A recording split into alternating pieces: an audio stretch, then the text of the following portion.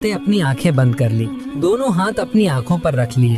बूढ़े साधु ने बोट जोर से जमीन पर मारते हुए गरजती आवाज में कहा, उठ और चल, खुद ही जाकर कोठी में लेट जा, वरना यहीं जंगल में तेरा अंजाम कर दूंगा।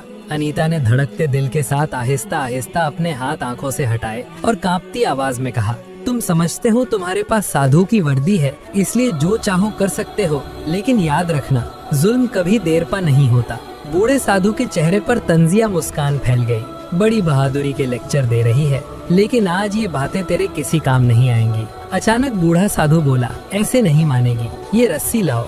बूढ़े साधु ने अपनी झोली से रस्सी का एक टुकड़ा निकाला और कहा, इसके हाथ पांव बांध दो। वो अनीता के पास बैठकर उसके हाथ पांव बांधने लगा। अनीता ने सोचा, अगर मैं बंध गई तो फिर बचने का कोई रास्ता नहीं होगा। अचानक उसने बूढ़े साधु से कहा, अच्छा ठीक है, जो तुम चाहते हो मैं उसके लिए तैयार हूँ। ये सुनकर बूढ़ा साधु जोर जोर से हंसने लगा।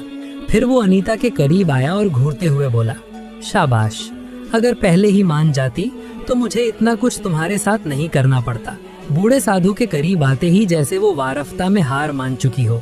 बूढ़ा साधु पूरी तरह मुतमईन था कि अब ये लड़की उसके काबू में आ गई है। अब तो खुद ही तैयार है, फिर रस्सी की जरूरत नहीं, बस सीधे कोठी में बैठ जा। अब अनीता उस सुनसान जंगल और अंधेरी रात में कोठी की तरफ चलने लगी। बूढ़ा साधु भी अपना मकसद पूरा करने के लिए उसके पीछे बेसब्री से चलने लगा। कोठी के पास पहुंचते ही अनीता ने कोठी का दरवाजा खोला और फिर एकदम मुड़कर बूढ़े साधु से बोली, देखो, मैं तुम्हारी बात मान तो रही हूँ, लेकिन मैं तुम्हें ये एक बार फिर बता रही हूँ कि इसका अंजाम तुम्हारे साथ बहुत बुरा होगा। बूढ़ा साधु जर भरी मुस्कान के साथ बोला, हाँ हाँ, अंजाम, अब तेरा अंजाम मेरे हाथों में है, बाकी किसी अंजाम की फिक्र छोड़ दे। अनीता ने आहिस्ता आहिस्ता कदम अंदर कोठी में रखे। बूढ़ा साधु झुककर उसके करीब होते हुए तंजिया अंदाज में बोला, शाबाश, बहुत अक्लमंद हो गई हो। और जैसे ही बूढ़ा साधु कोठी के अंदर दाखिल होने लगा, उसी वक्त पीछे से एक और गाड़ी वहां आ गई। बूढ़ा साधु ने जब गाड़ी को देखा तो दरवाजा बंद करके जल्दी से उस गाड़ी की तरफ चला आया। अनीता कोठी के अंदर ही थी। बूढ़ा साधु जाकर गाड़ी में बैठे शख्स से बात करने लगा। इससे पहले कि अनीता बाहर निकलकर गाड़ी के पास आती, गाड़ी वहां से निकल गई। अब बूढ़ा साधु वापस कोठी की तरफ मुड़ रहा था। इतने में अनीता ने जल्दी से दरवाजा खोला और बाहर निकलकर बूढ़े साधु के पास आकर उसका हाथ थामते हुए बोली, हाँ, अब क्या हुआ? अनीता ने प्यार भरी निगाहों से उसकी तरफ देखा और उसे अपने गले से लगाते हुए बूढ़े साधु के चेहरे पर एक मुस्कान आ गई। बूढ़ा साधु तुरंत अपनी कोठी की तरफ गया और वहां से एक फल निकालकर अनीता के हाथ में पकड़ा दिया। अनीता वहीं जंगल की राह पर बैठ गई और फल खाने लगी। बूढ़ा साधु जो आतुर होकर खड़ा था, उसका सब्र टूट गया। उसने अनीता से कहा, जल्दी खाओ, वक्त नहीं है। अनीता ने अपने आप से कहा, लगता है अब इसको ज्यादा रोकना मुमकिन नहीं, अब मैं क्या करूं? फिर वो डरते डरते राह से उठ खड़ी हुई। अंधेरी रात और सुनसान जंगल का सन्नाटा खौफ पैदा कर रहा था। बूढ़ा साधु अब पूरी तरह से तैयार था। उसकी आंखों में हवस भरी चमक थी। अचानक बूढ़ा साधु आगे बढ़कर अनीता के बाजू को मजबूती से पकड़ता है और भारी सांस लेते हुए बोला, चलो, अब तमाशा बहुत हो गया, समय बर्बाद मत करो। अनीता ने एक पल के लिए अपने होठों पर अजीब सी मासूम मुस्कान तारी की, जैसे हार मान गई हो। उसने अपनी निगाहें बूढ़े साधु की आंखों में डालते हुए आहिस्ता से कहा, एक शर्त है। बूढ़ा साधु रुक गया। शर्त? अनीता प्यार भरी आवाज में आहिस्ता से बोली, तुम्हें मुझ पर हाथ डालने से पहले अपनी आंखें बंद करनी होंगी। बूढ़ा साधु पहले तो चौंका, फिर ठहाका लगाकर हंस पड़ा। ये भी कोई शर्त है? अच्छा, मान लेते हैं। अचानक अनीता बूढ़े साधु के करीब आई और प्यार से उसका हाथ पकड़कर जंगल की राह के एक कोने की तरफ ले जाने लगी। बूढ़ा साधु भी उसके साथ चलने लगा। अनीता थोड़ी दूर जाकर एक वीरान जगह पर रुकी और बोली, यहाँ ठीक है? बूढ़ा साधु एकदम हैरान होकर बोला, यहाँ कोई देख लेगा? अनीता ने बूढ़ा साधु को उकसाते हुए कहा, तुम्हें किस चीज का डर है? आखिर तुम एक साधु हो। बूढ़ा साधु भी तुरंत जोश में आ गया और अपने घमंड में बोला, हाँ ठीक कहा, मुझे किस चीज का डर भला? तुम यही कहती हो तो यही सही। बूढ़ा साधु घमंड और जोश के नशे में चूर था और सन्नाटा चारों तरफ फैल चुका था। सिर्फ दूर से हवा के झोंके और कभी कभार जंगल के जानवरों की आवाजें आ रही थीं। अनीता ने बड़ी मासूमियत के साथ उसका हाथ अपने हाथों में थामा। फिर अनीता ने बूढ़े साधु से कहा, यहाँ नीचे राह पर लेट जाओ और अपनी आंखें बंद कर लो। बूढ़ा साधु मुस्कुराते हुए राह पर नीचे लेट गया। उसने अपनी आंखें बंद कर ली और मुस्कुराते हुए बोला, चलो देखते हैं तुम अब क्या करती हो। अनीता कुछ देर उसके चारों तरफ चक्कर लगाती हुई मन ही मन कुछ सोचने लगी। फिर झुककर उसके पास आई। एक पल को ऐसा लगा जैसे वो उस पर झुकने वाली है। बूढ़े साधु के होठों पर फातिहाना मुस्कान थी और गहरी सांसों की आवाज गूंज रही थी। लेकिन अगले ही पल अनीता ने अपने जूते की एड़ी तड़प से उसकी छाती पर मारी।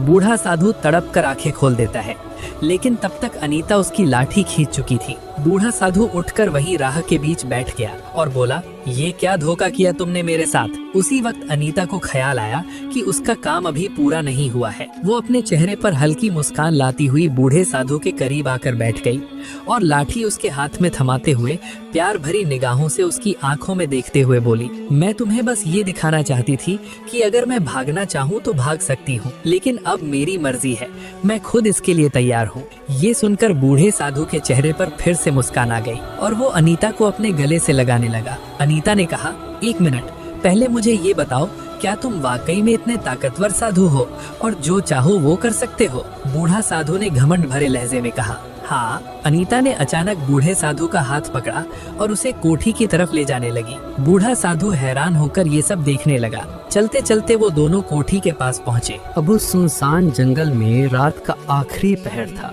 और वहाँ सिर्फ अनीता और बूढ़ा साधु मौजूद थे। जैसे ही वो कोठी के पास पहुँचे, अनीता अचानक कोठी के अंदर दाखिल हुई और वहाँ से एक लाल रंग का दुपट्टा उठा लिया। अनीता अब अपने असली मकसद की तरफ बढ़ रही थी। उसने कहा, मैं नहीं मानती कि तुम इतने पावरफुल हो और ये सब कर सकते हो। बूढ़ा साधु जो अपने पद के घमंड में चूर होकर बोल रहा था, कुछ समझ नहीं पाया और अपने मोबाइल से अनीता को उन सब लड़कियों की तस्वीरें दिखाने लगा जिनके साथ उसने गलत काम किए थे। वो बड़े घमंड से अपने गुनाह गिनाने लगा। कल मैंने ऐसा किया, परसों वैसा किया, मुझे पकड़ने वाला कौन है? आखिर मैं एक साधु हूँ। अनीता चुपचाप उसकी सारी बातें सुनती रही और फिर बूढ़े साधु के करीब जाकर बोली, वाह, तुम तो बहुत बहादुर निकले। उसने बूढ़े साधु से कहा, आओ, मैं अब तुम्हारी बहादुरी देखना चाहती हूँ। वो बूढ़े साधु को उसी सुनसान जंगल में दूसरी तरफ ले जाने लगी। बूढ़ा साधु भी खुशी खुशी उसके साथ चल रहा था। वहाँ पहुंचकर अनीता हंसते हुए बोली, तो क्या कह रहे थे बाबा जी, तुम्हें पकड़ने वाला कोई नहीं? ये कहते ही उसने अपने कपड़ों के अंदर छुपा हुआ कैमरा बाहर निकाला। वही कैमरा जिसमें बूढ़े साधु के सारे गुनाह, उसके घमंड भरे इकरार और हर खुदगर्ज हरकत रिकॉर्ड हो चुकी थी। बूढ़े साधु के चेहरे का रंग उड़ गया। वो घबराहट में तेजी से अनीता की तरफ लपका ताकि कैमरा छीन सके, पर उससे पहले ही एक जोरदार थप्पड़ उसके मुंह पर पड़ा। अब वहाँ खड़ी लड़की वो बेबस अनीता नहीं थी, बल्कि एक बहादुर आईपीएस अफसर अपने असली रूप में सामने आ चुकी थी। उसी समय पीछे से दो काली जीपों की हेडलाइट्स चमकी, धुआं उड़ाता हुआ ब्रेक की चीख गूंजी और अगले ही पल कमांडोज की टीमें गाड़ियों से बाहर निकल आईं। अनीता ने हाथ का इशारा किया और देखते ही देखते बूढ़े साधु को जमीन पर दबोचा गया। बूढ़े साधु की टांगे काम न आने लगी। कांपती आवाज में उसने कहा, ये लड़की झूठ बोल रही है। अनीता उसके पास आई और एक और जोरदार थप्पड़ मारते हुए गर्व से बोली, तुम्हें पता है मैं कौन हूँ? मैं आईपीएस अफसर हूँ और ये टीम मेरे हुक्म पर यहाँ आई है। तुम समझ रहे थे कि ये खेल तुम मेरे साथ खेल रहे हो, असल में ये खेल मैंने तुम्हारे साथ खेला है। मुझे तुम्हारी दरिंदगी और लड़कियों के साथ गलत कदमों का पता चला, इसीलिए मैंने खुद यहाँ आकर तुम्हें हाथों पकड़ने का फैसला किया ताकि तुम खुद अपने मुंह से इकरार करो और तुम्हें सख्त सजा दिलवा सकूं। अनीता ने फिर अपना कार्ड जेब से निकालकर बूढ़े साधु के मुंह के सामने किया। बूढ़े साधु की आंखें हैरानी और डर से भर आईं। अनीता ने लात मारकर बूढ़े साधु को जमीन पर गिरा दिया और आदेश दिया, ले जाओ उसे मेरी नजरों के सामने से। कमांडोज ने बूढ़े साधु को गाड़ियों में डाल दिया और हवाले जेल में ट्रांसफर कर दिया गया। ये कहानी हमें सिखाती है कि साहस, बुद्धिमानी और दृढ़ संकल्प के साथ कोई भी व्यक्ति बड़ी से बड़ी बुराई का सामना कर सकता है और अंत में न्याय की हमेशा जीत होती है।